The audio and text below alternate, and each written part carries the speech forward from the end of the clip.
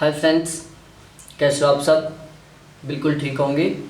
तो देखो, आज मैं आपको नेट जेआरएफ का फर्स्ट पेपर डेस्क्रिप्टिव टाइप से पढ़ा रहा हूँ। मैं उसमें मैंने इन्वायरमेंट चला रखा है प्रेजेंट टाइम में।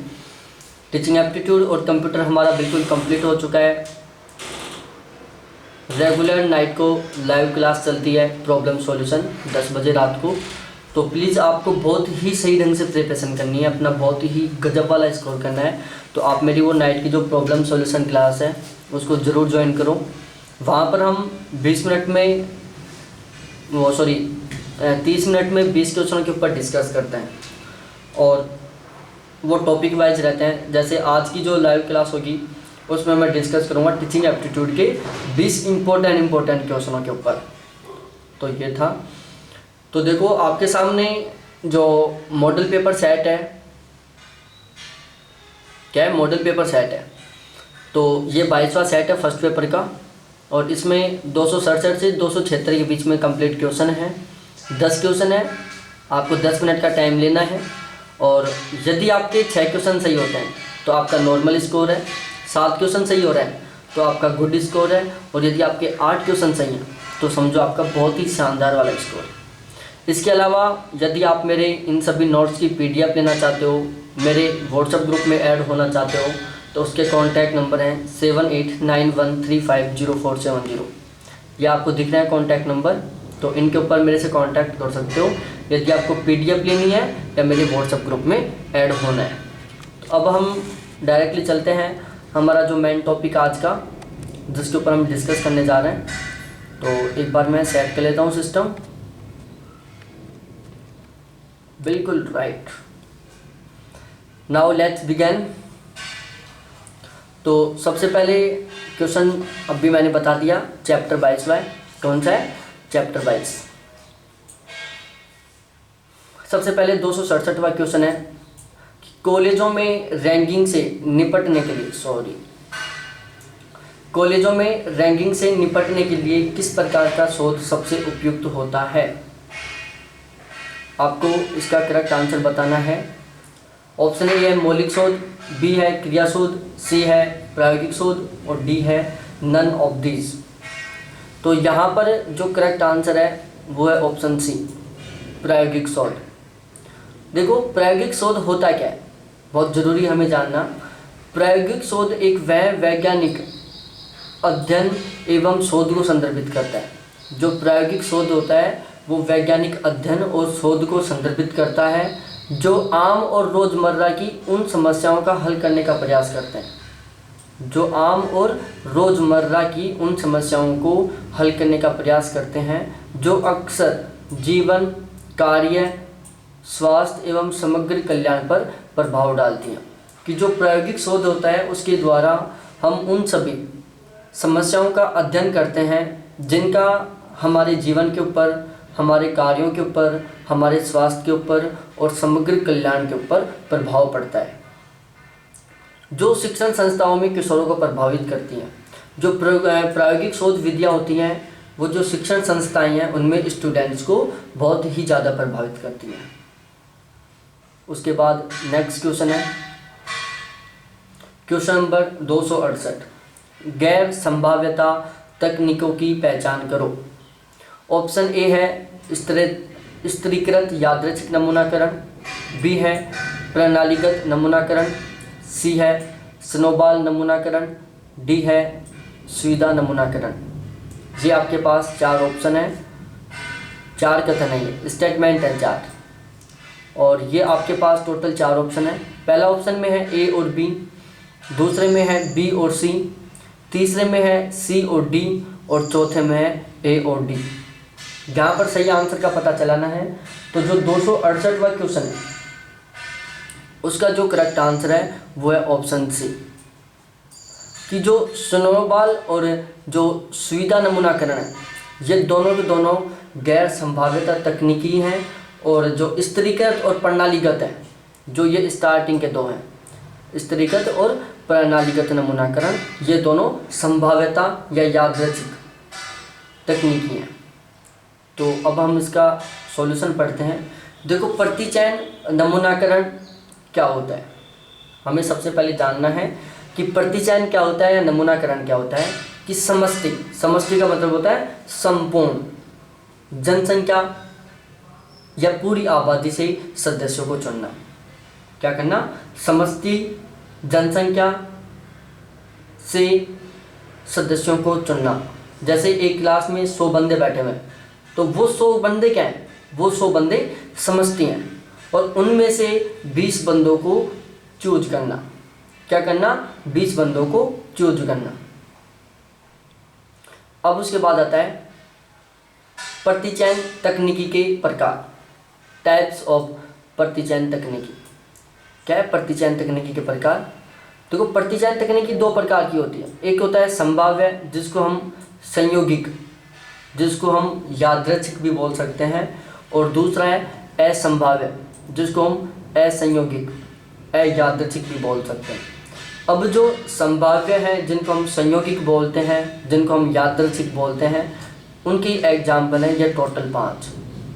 क्या है, ये टोटल 5 उनके एग्जाम्पल हैं। सबसे पहला होता है सरल संयोगिक प्रतिचयन तकनीकी, जिसको हम साधारण यादृच्छिक प्रतिचयन भी बोल सकते हैं।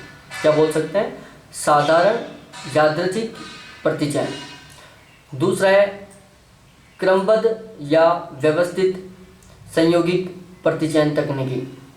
तीसरा है स्तरानुसार या स्तरीकृत प्रतिचयन। चौथा है समानुपातिक स्तरानुसार प्रतिचयन, समानुपातिक स्तरानुसार प्रतिचयन। और पांचवा है पुंजानुसार संयोगिक प्रतिचयन तकनीकी। क्या है, पुंजानुसार संयोगिक प्रतिचयन तकनीकी। उसके बाद यदि हम असंभाव्य या असंयोगिक प्रतिचयन तकनीकों की बात करें, उसमें पहला है सुविधाजन्य प्रतिचयन, दूसरा है प्रयोजनपूर्ण प्रतिचयन, तीसरा है यथांश या निश्चित दिशा प्रतिचयन, और नेक्स्ट है स्नोबॉल प्रतिचयन। तो ये जो 4 हैं, सुविधाजन्य प्रतिचयन, प्रयोजनपूर्ण प्रतिचयन, यथांश या निश्चित दिशा प्रतिचयन और स्नोबॉल प्रतिचयन, ये क्या है, गैर संभाव्यता या असंभाव्य या अयादृच्छिक या असंयोगिक प्रतिचयन तकनीकी के एग्जाम्पल हैं।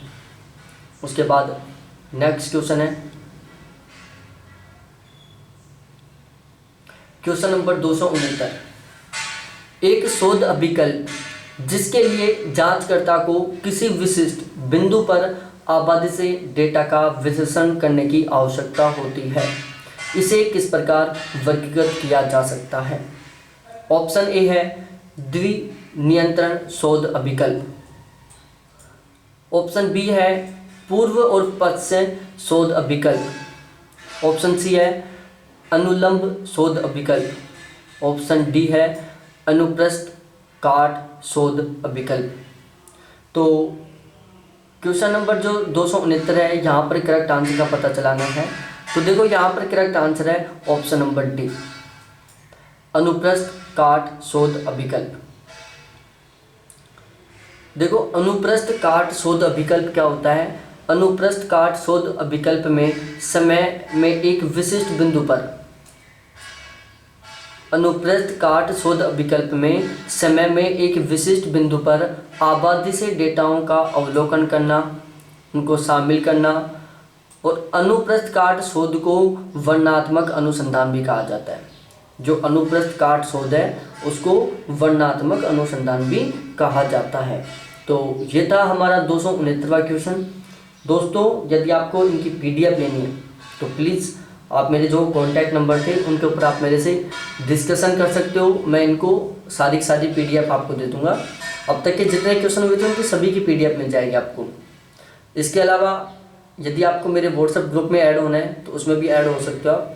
उसके कॉन्टैक्ट भी मैंने बताए थे। दोनों के कॉन्टैक्ट नंबर सेम है 7891350470। और ध्यान रहे, रात की 10 बजे वाली लाइव क्लास ज़रूर ज्वाइन करना प्लीज़, इसी चैनल के ऊपर चलेगी। उसी की बात है, आगे का जो अनुप्रस्थ काट शोध है उसको हम क्या बोलते हैं? वर्णनात्मक अनुसंधान भी बोलते हैं। क्योंकि शोधकर्ता आबादी में मौजूद जानकारी को रिकॉर्ड करते हैं लेकिन वो चर में हेरफेर नहीं करते, कि जो शोध करता है वो आबादी में मौजूद जानकारी का रिकॉर्ड करता है लेकिन वो चरों में हेरफेर नहीं करता है। उसके बाद 217वां क्वेश्चन है, तार्किक क्रम में इंटरएक्टिव टीचिंग की निम्नलिखित गतिविधियों को व्यवस्थित करो। पहला है दिए गए कार्य का विश्लेषण, दूसरा है योजना एवं तैयारी, तीसरा है सामग्री की प्रस्तुति, चौथा है संशोधन एवं सुधार। ये आपके पास 4 ऑप्शन है। यहाँ का जो करेक्ट आंसर था वो ऑप्शन बी है, जो मैंने पहले यहाँ पर निशान लगा रखा है ऑलरेडी। तो इस क्वेश्चन में आपका एक तरीके से प्रैक्टिस नहीं हो पाएगी क्योंकि इसको मैंने पहले नोट कर दिया था, तो उसके लिए आई एम सॉरी।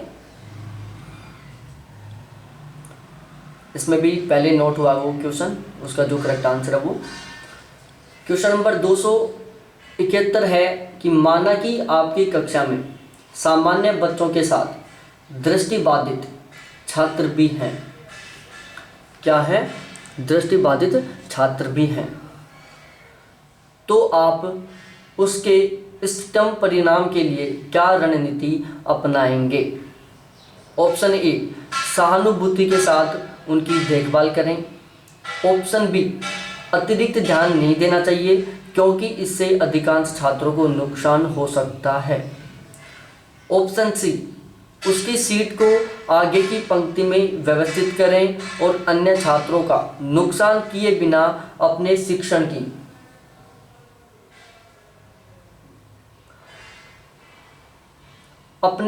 की गति को उनके अनुसार बनाए रखने का प्रयास करें। और option D, none of these.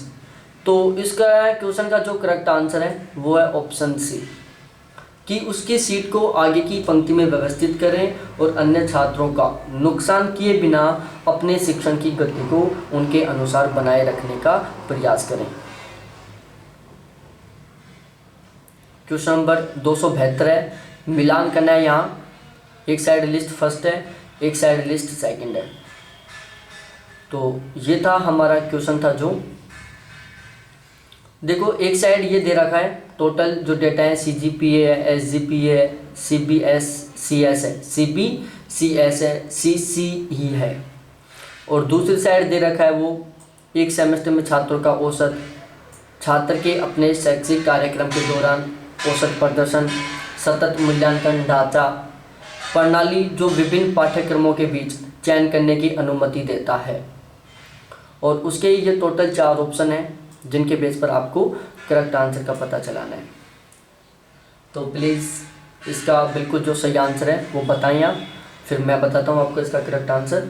तो देखो इस क्वेश्चन का हम मिलान करते हैं, बहुत सिंपल सा क्वेश्चन है। सबसे पहले जो CGPA है वो मिलेगा ऑप्शन बी से, कि छात्र के अपने शैक्षिक कार्यक्रम के दौरान औसत प्रदर्शन। उसके बाद जो SGP है वो संबंधित है एक सेमेस्टर में छात्रों का औसत। उसके बाद CBSC है प्रणाली जो विभिन्न पाठ्यक्रमों के बीच चयन करने की अनुमति देता है। और ऑप्शन डी है CCE सतत मूल्यांकन ढांचा। क्या? सतत मूल्यांकन ढांचा। बिल्कुल सही ढंग से आपको समझ में आ गया होगा। उसके बाद नेक्स्ट क्वेश्चन है,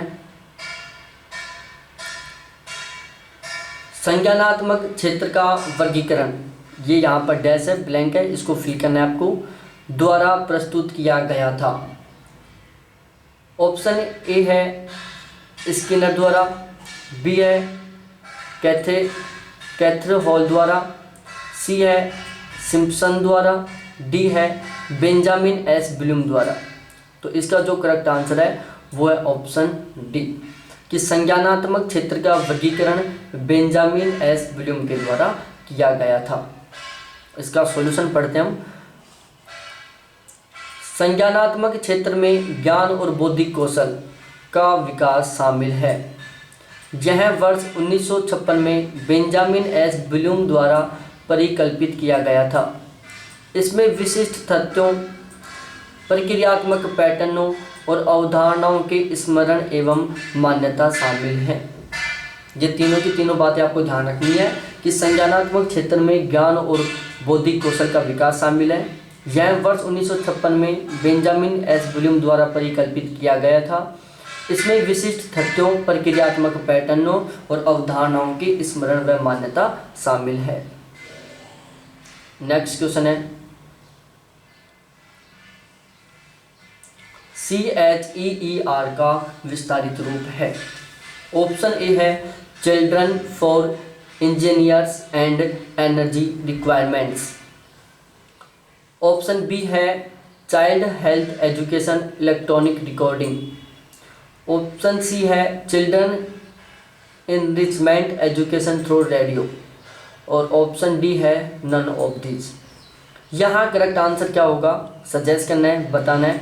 यहाँ करेक्ट आंसर है ऑप्शन सी।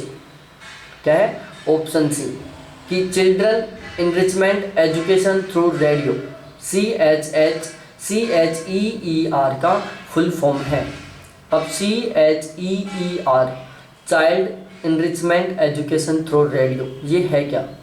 इसका उपयोग 3 से 6 वर्ष के बच्चों के लिए आंगनबाड़ियों में किया जाता है। जो CHEER का उपयोग है वो 3 से 6 वर्ष के बच्चों के लिए आंगनबाड़ियों में इसका प्रयोग किया जाता है। यह आंध्र प्रदेश, उड़ीसा, हरियाणा व यूपी, आंध्र प्रदेश, उड़ीसा, हरियाणा व यूपी इन स्टेट्स में विस्तृत है। कौन कौन से? आंध्र प्रदेश, हरियाणा और यूपी इन राज्यों में ये विस्तृत है। उसके बाद नेक्स्ट क्वेश्चन है, इसका भी मैंने आंसर पहले नोट कर दिया है। कौन से 3 घटक मानव संचार प्रक्रिया के अंग हैं? तो इसका जो करेक्ट आंसर है वो है ऑप्शन सी संदेश, कोलाहल और प्रतिपुष्टि। संदेश, कोलाहल और प्रतिपुष्टि। ऑप्शन उसके बाद नेक्स्ट क्वेश्चन है 276वां। यहाँ पर भी मैंने इसका आंसर बता दिया है पहले। ये थोड़ी सी मिस्टेक हो गई इस मॉडल पेपर में, बाकी ऐसी मिस्टेक किसी भी मॉडल पेपर में नहीं है। यहाँ पर थोड़ा सा मेरे से मिस्टेक हो गया है। कौन सा शुद्ध प्रतिपुष्टि से संबंधित है? तो जो शुद्ध प्रतिपुष्टि से संबंधित है वो है सैद्धांतिकी। ऑप्शन सी, जो ऑप्शन सी सैद्धांतिकी है वो शब्द प्रतिपुष्टि से संबंधित है, फीडबैक से संबंधित है। तो यहाँ पर टोटल 3 शब्दों का प्रयोग किया गया था। सबसे पहला है बुद्धिशीलता।